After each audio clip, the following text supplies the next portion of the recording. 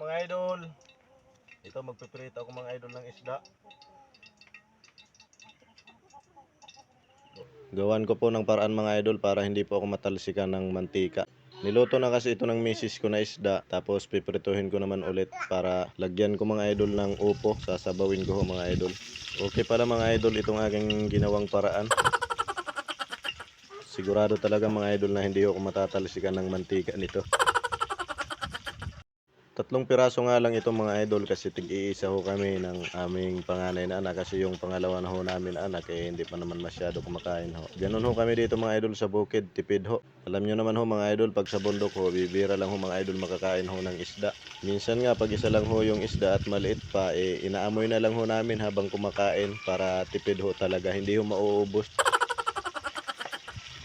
Biro lang ho mga idol, sobra naman ho yung pagtitipid pag ganun.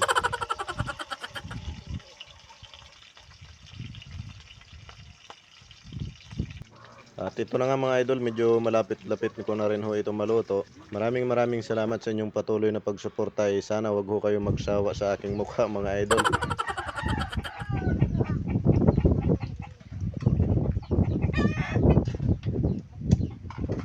Maraming salamat sa inyong panonood. Pa-share naman po mga idol at pa-react na rin po. At syempre, payakap na rin po mga idol. Maraming salamat po.